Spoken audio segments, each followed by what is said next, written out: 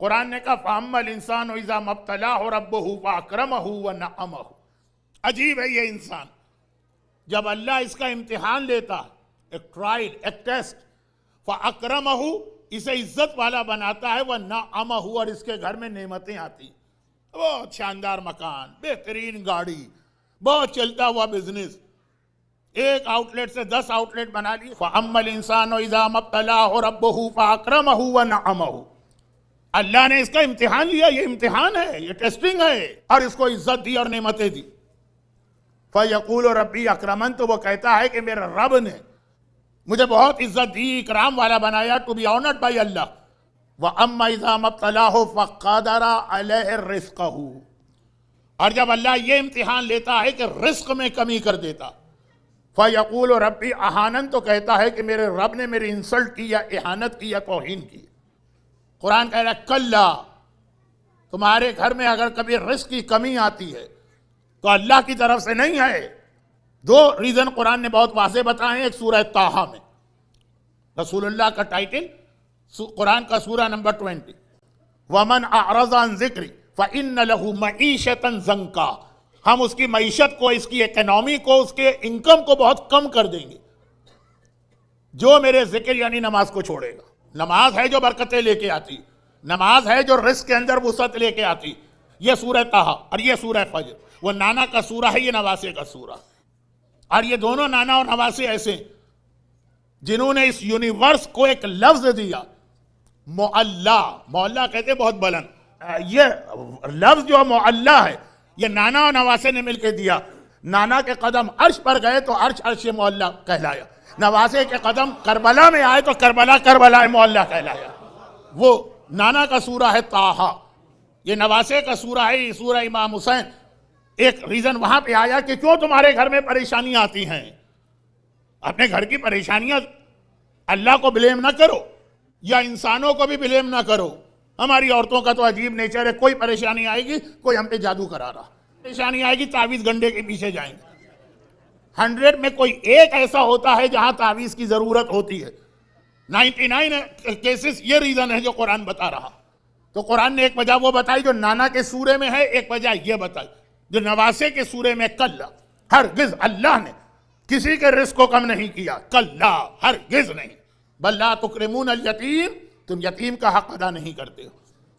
वला तुआज़ून अला तामिल मिस्कीन, मिस्कीन के खाने का इंतजाम नहीं करते। ताकुलून तुरास अकलन लंबा, मीरास, इनहेरिटेंस, ग्रेडी बन के, लालची बन के, तमा करते हुए ग्रेडी बन के तुम मीरास के माल को खा जाते हो। और क्यों खाते हो? तो हिब्बून अलमाल हुब्बन जम्मा, तुम्हारे दिल में माल की मोहब्बत जमी हुई। तो कुरान करीम हमारे घर में आने वाले बहुत सारे प्रॉब्लम का रूट कॉज या रीजन बता रहा। तुम्हारे घर में माल हराम आता है खास तौर पर कि तुम्हारे घर में जो प्रॉब्लम आते हैं जिसकी वजह से तुम ये समझते हो कि अल्लाह ने दुनिया के सामने तुम्हें जलील किया और तुम्हारी इंसल्ट हो गई, उसका रीजन तो देखो। उसका रीजन वो तावीज और गंडे और जादू और फाल और मुख्तलिफ ऐसे फ्रॉड लोगों के पास जाना नहीं है। इसका रीजन तुम्हारे अपने घर में, तुम्हारे अपने हाथ है। ताकुलून तुरास, मीरास, इनहेरिटेंस। ये अलम है अब्बास जो मेरे राइट पर भी है, जो मेरे लेफ्ट पर भी है, शबी अलम। ये कौन सा अलम है? जो अब्बास को मीरास में मिला है अपने बाबा से। अलम तो असल में अली को दिया था ना। जो खैबर के मैदान में जो अलम दिया गया था वही अलम था जो इससे पहले झुका। भागे भी लोग अलम लेके, लेकिन जब एक मर्तबा रायता गदन रजुलन कर्रारन गैरा फर्रार, कर्रार और गैर फर्रार के हाथ में आया तो वहां से कयामत तक ये अलम कभी नहीं झुकेगा। यही अलम मीरास में मिला अली से अब्बास को। अब्बास वारिस है अली का। देखिए, इमामत के वारिस तो हुसैन है, आया तथहीर के वारिस तो हुसैन है, बाबा की जगह उनके सक्सेसर हुसैन। लेकिन अब्बास की यह खासियत है कि अली की बास फजीलतें खास अब्बास के लिए हैं, इसमें अब्बास उनका वारिस बना। जिनमें से आलम पैगंबर ने यह अली को दिया है, अली के बाद यही अलम अब्बास को मिला। अच्छा, वैसे लोग फतवे लगाते फिरे कि अलम बनाना भी शिर्क है, उठाना भी शिर्क है। चले, हमने यहां तक बात मान ली, आपके मानने वाले हैं, आपके चाहने वाले हैं, आपके फतवे पे बिलीव करने वाले हैं, जो दिल चाहे कहिए। अलम देखना भी शिर्क है, निकाह टूट जाते हैं। लेकिन आज का मुसलमान ये कह रहा है ना, खैबर की रात जाके देखिए, तमाम रात असहाबे रसूल को नींद नहीं आई, बिस्तर पे तड़प तड़प के गुजार रहे हैं, क्योंकि रसूल ने ये जो कह दिया कि लओतियन राया अलम दूंगा, तो ऐसी तमन्ना है अलम की, ऐसी तड़प है कि सारी रात जाके गुजारा, अगली सुबह को रसूल के पास गए, उनको रसूल भी मान रहे हैं, और हालत यह है कि रसूल के सामने जाके अपने आप को गिरा भी रहे हैं कि ऐसा ना हो कि रसूल भूल जाएं, हमें ना देखें, तो इस तरह से गिर जाओ कि रसूल को पता चले कि हाँ ये भी एक उम्मीदवार और कैंडिडेट हैं अलम के लिए। मगर रसूल उधर तो अलम का ऐलान करते हैं और इधर खुद अजीब तरीका इख्तियार करते हैं कि आधी रात को खेमे से निकल के मदीने का रुख करते हैं और कहते हैं नादे अलीयन मजहर ल जाए। तर्जमा क्या है? अली को बुलाओ। या रसूल अल्लाह आप डायरेक्ट अली को बुलाइए, ये तो अल्लाह ने कहा ना, नादे अलीयन का मतलब क्या? अरे रसूल तुम अली को बुलाओ, तो ये अल्लाह ने हुक्म क्यों दिया? यानी अली से डायरेक्ट अल्लाह कह देता पहुंच जाओ खैबर के मैदान में, डायरेक्ट अली को हुक्म मिल सकता था कि आ जाओ खैबर के मैदान में, रसूल से कहा गया तुम बुलाओ। क्यों कहा? इसलिए कि अलम के ऊपर एक फतवा ये लगेगा कि अलम बिदअत है, हराम और शिर्क फिर भी अलग चीज है, बिदअत। अच्छा, बिदअत का काउंटर क्या चीज होती है? बिदअत के उलट क्या चीज होती है? बिदअत के उलट होती है सुन्नत। सुन्नत और बिदअत, इन दो का मुकाबला होता। कहा कि हम रसूल के जरिए बुलाएंगे, क्योंकि अलम को बिदअत कहा जाएगा, तो हम कहेंगे रसूल बुलाए ताकि अली को बुलाना सुन्नत रसूल करार पाए। अगर अलम के खिलाफ हराम का फतवा लगता तो अल्लाह डायरेक्ट बुलाता, क्योंकि हराम के सामने वाजिब आता और बिदअत के सामने सुन्नत आता, और वाजिब और सुन्नत दो चीजों का नाम इस्लाम है। अब्बास को ये सारी चीजें मीरास में मिली। बाबा की तरफ अलम हो, मुश्किल कुशाई हो, हाजतों को पूरा करना हो, आका हुसैन की मदद हो, यह भी मीरास है। जनाब अब्बास का जो एक ही मशहूर खुतबा है किताबों में, यही तो कहा कि मैं इसी तरह से अपने आका का वफादार जानिसार, जैसे मेरा बाबा रसूलुल्लाह का वफादार और जानिसार, मीरास में अली अब्बास को मिला। मगर अब्बास की मीरास से पहले कुरान करीम के इस मैसेज पे गौर कर दें कि ताकुलून तुरास अक्लन लम्मा, तुम्हारे प्रॉब्लम, उसका एक बहुत बड़ा रीजन यह है कि तुम लोग मीरास सही तरीके से तकसीम नहीं करते। अब्बास किसका बेटा? उम्मुल बनी नहीं, फातिमा ज़हरा। शहजादी ने बार बार कहा अब्बास मेरा लाल, अब्बास मेरा बेटा। फातिमा, सबसे बड़ा जुल्म क्या हुआ था? कोड़ा, घर जलना, मोहसिन की शहादत? नहीं, फातिमा के लिए सबसे बड़ा जुल्म था, फिजिकल टॉर्चर से ज्यादा बड़ा मेंटल टॉर्चर होता। सबसे बड़ा जुल्म फातिमा के लिए था, मैं ताहिरा हूं, मैं सिद्दीका हूं, मेरी सच्चाई को मुबाहिले के मैदान में दुश्मनों ने माना, और जब मैं मीरास का दावा लेकर गई तो मुसलमान कहता है तुम झूठ बोल रही हो थोड़े से पैसे की खातिर। कोड़े का जख्म बर्दाश्त है, बेटे की शहादत बर्दाश्त है, सिद्दीका ताहिरा, मासूमा आलम, और उसके बारे में ये कहा जाए कि वो गलत बयानी कर रही है और झूठ बोल रही है, नऊज़ु बिल्लाह। और वो भी मसला है मीरास, जो माना हुआ मसला है कुरान का भी और इस्लाम का भी, वहां मीरास, फातिमा का लाल अब्बास, वहां पे मीरास। और कुरान करीम कहता है ताकुलून तुरास अक्लन लम्मा। अब कितनी ही मैं मिसालें देता चला जाऊं। आदमी ने किसी का माल खा लिया, माले हराम, कितनी हमारी खराबियों का रीजन ये, जो भी एक लुकमा हम खाते हैं वो हमारी बॉडी में जाकर फिजिकली भी हमारा खून बनता है और हमें ताकत देता, और स्पिरिचुअली भी हमारी नमाज, हमारा रोजा, हमारी दुआ, उसमें सारी पावर आती है। जो लुकमा हमने खाया हराम का है कि हलाल का है? माले हराम तो हराम है ही, हर एक को पता। एक आम आदमी का माल खाया, रिश्तेदार का माल खाया, माँ बाप का हक खाया, जैसे थप्पड़ मारना, जैसे शराब पीना, जैसे किसी की इंसल्ट करना। आम मोमिन की इंसल्ट की, माँ की इंसल्ट आपने मजमे के सामने कर दी। नहीं, मजमे के बगैर भी ना करें, मेरे जुमले से इंप्रेशन ना मिले कि हाँ लोगों के सामने नहीं करो, घर में खूब अच्छी तरह से, क्योंकि आपको शौक दिलाने वाली एक बीवी की शक्ल में कोई बैठी भी होगी घर में। नहीं, माशाल्लाह अटलांटा की मोमिनात सुना है, बहुत अच्छी और बहुत शरीफ हैं, लेकिन इन जनरल बात तो अब खुलासा यह है कि जितना आपसे कोई क्लोज है गुनाह बढ़ता जाता। मीरास मीरास मीरास ताकुलून तुरास अक्लन लम्बा, आका अब्बास से लेके हमारे घर तक की मीरास, इसमें जब आप गड़बड़ करते हैं तो किसी आम मोमिन का माल नहीं खा रहे हैं, सगे भाई का, सगी बहन का, बल्कि ये तो बहुत बाद में आते हैं। यूजुअली तो मीरास वहां तक जाती नहीं है, अपने बाप, अपनी माँ या अपनी सास और अपने खुसर। मीरास का क्या मसला? शौहर मर गया तो अब इसके माल में उसके बाप और माँ का हिस्सा भी, चाहे ये बीवी सारी जिंदगी उससे नफरत करती है और हेट करती है।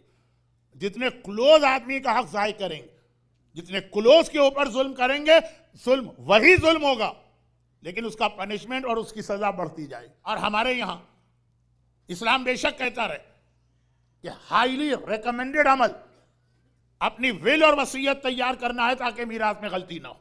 हर एक को ये मालूम, ऐसी वर्डिंग के साथ वसीयत वाली हदीस आई, या तो मैंने मारे उसके बारे में अर्ज किया था कि हसद का गुना, मोहब्बत अली की नेकी और हसद का गुना।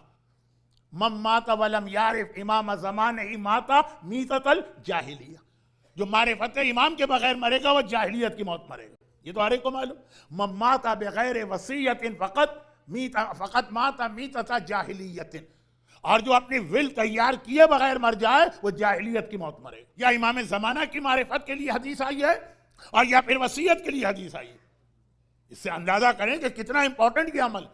वो मासूम की मशहूर हदीस, मोमिन हर काम ठहर ठहर के स्लोली करता, थोड़ा सोच कर, फौरन नहीं, लेकिन 5 कामों में मोमिन से ज्यादा जल्दी कोई नहीं करता। जल्दी का मतलब फास्ट नहीं, as soon as possible. Number 1 नमाज। हर काम में डिले होगी, लेकिन नमाज का वक्त आया, कोई शरई रीजन हो तो अलग बात है, हज है, मगरिब इशा की नमाज मुज़दलिफा में लेट पढ़ने का हुक्म है, वो तो एक्सेप्शनल केस है ना, लेकिन नमाज इधर टाइम आया, as soon as possible, fast नहीं, सून, जैसे ही वक्त आ जाए, अब वाले वक्त। वो जो कसाई अजाब खुदा से बचा था, कब्र का मशहूर वाकया, 2 ही रीजन तो बताए थे कि नमाज मैंने हमेशा अव्वल वक्त पे पढ़ी, और दूसरा यह कि कारोबार में कभी फ्रॉड नहीं किया। खुलासा यह है कि नमाज। दूसरी क्या चीज है? वसीयत।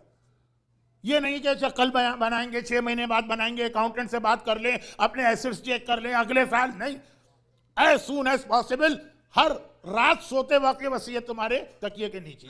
फिर यह है कि कर्जे की अदायगी। हर एक टॉपिक अपनी जगह बहुत इंपॉर्टेंट।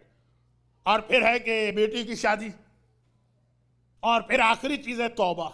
हाँ नहीं मौलाना, बहुत आपने आज अच्छा बयान किया, समझ में आ गया नमाज की अहमियत, कल से शुरू करेंगे। नियत अभी करना है आपको। दाढ़ी हाँ नहीं, अगले महीने के बाद रख लेंगे, अभी 2-3 शादियों में शिरकत करना है, फोटो अच्छा नहीं आता, लेकिन अभी इसी मिनट तौबा फौरन।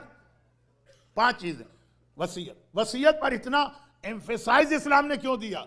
इसलिए कि उसके जरिए वारिसों का हक महफूज रहता। अब वो मशहूर वाकया पढ़ ही दूं, कसाई वाला वाकया तो मैंने छोड़ दिया, लेकिन ये वाकया भी बहुत मशहूर। बनी इसराइल, बहुत ही ज्यादा पैसे वाला घर, बहुत ही मालदार, लेकिन शौहर राह खुदा में बहुत खर्च करता था, और बीवी भी उसकी हेल्प करती थी, रोकती नहीं थी। जितना शौहर खैरात करता है, चैरिटी करता है, उससे ज्यादा बीवी को शौक। लोग कहते भी थे कि भाई कुछ फ्यूचर का ख्याल करो, कोई इन्वेस्टमेंट करो, कोई इंश्योरेंस ले लो, कुछ पैसे अपने बच्चे के लिए रख जाओ। छोटा सा बच्चा भी है 8-9 साल का। कहा कि नहीं, वो अल्लाह मौजूद है, वो ख्याल करेगा। और होता यही कि जब राह खुदा में खर्च करो, जो जाता है वो जाता नहीं है, वो 70 टाइम्स वापस बढ़ के आता है। दौलत आ रही, ये खर्च किया जा रहा है, उससे ज्यादा आ रहा। यहां तक कि शौहर की सडन डेथ हो गई। औरत अभी जवान, शौहर भी जवान था, बच्चा सिर्फ 9 साल का। अब डेथ हो गई तो इसका मतलब यह है कि आगे इनकम का सोर्स खत्म हो गया। आजकल नहीं, बनी इसराइल औरतें काम नहीं करती, जो शौहर छोड़ के गया बस इसी में गुजारा करना। एक बार दिल में ख्याल आया कि अब जब सोर्स ऑफ इनकम बंद हो गई है, तो जो मेरा शौहर छोड़ के गया, अब मुझे जरा इतना खर्च नहीं करना है राह खुदा में, जरा सा मुझे बजट बना के खर्चा कम करना होगा, ताकि कम से कम बच्चे के बड़े होने तक और सेट होने तक घर चल जाए। अच्छा, अपनी जगह पे थिंकिंग बहुत अच्छी, मगर इमाम ने कहा यह शैतान का ख्याल था। उसका रीजन अभी आ रहा है क्यों। फौरन इसके दिमाग में दूसरा ख्याल आया कि नहीं भाई, जब शौहर जिंदा था तो क्या शौहर की वजह से हमारी इनकम थी? रोजी देने वाला अल्लाह है, रिस्क देने वाला अल्लाह है, शौहर नहीं है। अल्लाह तो जिंदा है ना, वो तो नहीं मरा ना, वह हुआ हय्युन ला यमूत, उसे तो कभी मौत नहीं आती। मैं अपना तरीका नहीं चेंज करूंगी। उसी तरह राह खुदा में खैरात। बच्चा भी बालिग हो गए।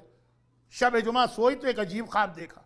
क्या देखा कि मैं एक जगह खड़ी हूं, राइट साइड से बड़ी अच्छी, बहुत ही प्लेजेंट एक ब्रीज, अच्छी और खुशगवार हवा चल रही, और लेफ्ट साइड से एक बहुत ही खतरनाक गरम गरम हवा आ रही है, जिसे उर्दू में मसलन लू कहते हैं, और राइट साइड से खाली हवा नहीं आ रही, औरतों के, मर्दों के, लोगों के हंसने की आ रही, जैसे हमारी मजलिस में आप ये सुनते होंगे पार्टीशन के पीछे से, और लेफ्ट साइड से लोगों के चीखने की और पेन और क्राइंग और इस तरह की आवाज। ह्यूमन नेचर पहले राइट साइड पे गई, ऐसी जगह उसको नजर आई कि ख्वाब में भी कभी नहीं देखी थी।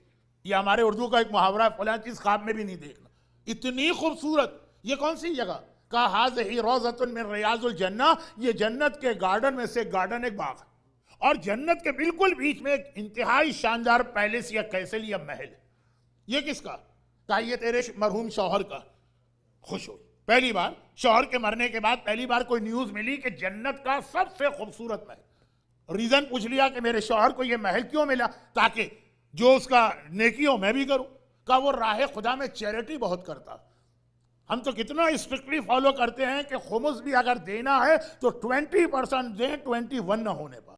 क्यों भाई, हमारा पैसा क्यों इमाम के पास चला जाए? जो देते हैं, जो देते ही नहीं उनकी बात तो छोड़िए। और ये कि यहां तो कोई परसेंटेज नहीं है, राह खुदा में दिया जा रहा।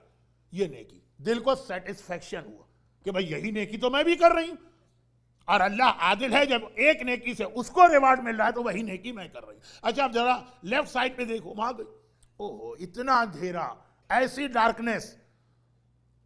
लोग कहते भी हैं कि मौलाना पहले आप जहन्नम का अज़ाब बहुत डिटेल से बताते थे, अब नहीं बताते। ये जो हॉरर मूवीज है ना, इन्होंने हर चीज का मजा खत्म कर दिया। तो खैर, इतना अंधेरा, इतनी डार्कनेस, और फिर उसके अंदर नजर भी आ रहा है कि आग जल रही। अंधेरे में कैसे नजर आ रहा है? आग जल रही, पूरे पूरे कुएं और वेल आग से भरे हुए, और उसमें गुनाहगारों को अजाब दिया जा रहा, और किस्म किस्म का, खाली आग नहीं, सांप भी है, बिच्छू भी है, सब कुछ। और देखा कि जो गुनाहगारों को अजाब दिया जा रहा है, एक लाइन से बिठा के, बिठाना नहीं, उल्टा लटकाया गया है कुएं में। उसके अंदर देखा कि एक जगह खाली। भाई ये किसके लिए? का ये तेरे लिए, तेरा वेट किया जा रहा है, तू आए और तुझे अजाब दिया जाए। अब खुद भी समझती है कि मैं मासूमा तो नहीं हूं, कोई गुनाह होता होगा। पूछा रीजन क्या, मैंने क्या ऐसी गलती कर ली? नमाज में पढ़ूं, रोजा में रखूं, हिजाब में करूं, मिक्स गैदरिंग को मैं अवॉइड करूं, म्यूजिक मेरे घर में नहीं, रिस्क हराम मेरे घर में नहीं, शराब मेरे घर में नहीं। कहा कि जो तू राह खुदा में चैरिटी करती है, ये उसकी पनिशमेंट। और आंख खुल गई। ख्वाब अपने कंट्रोल में तो है नहीं कि आप उसको कंटिन्यू करें, आंख खुल गई। अब ये अजीब हालत, कभी दिल कहता है कि ये शैतान का ख्वाब, मुझे चैरिटी से रोकना चाहता था इसलिए ये ख्वाब दिखाया।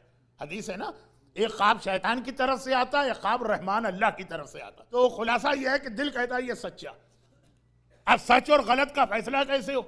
अब वो गैबत का जमाना तो था नहीं, बनी इसराइल के नबी थे, अगली सुबह उनके पास गए, कहा ये मैंने देखा, सिर्फ इतना बताइए कि सही ख्वाब है कि गलत ख्वाब, मिन अल्लाह और मिन शैतान, अल्लाह की तरफ से है कि शैतान की तरफ से।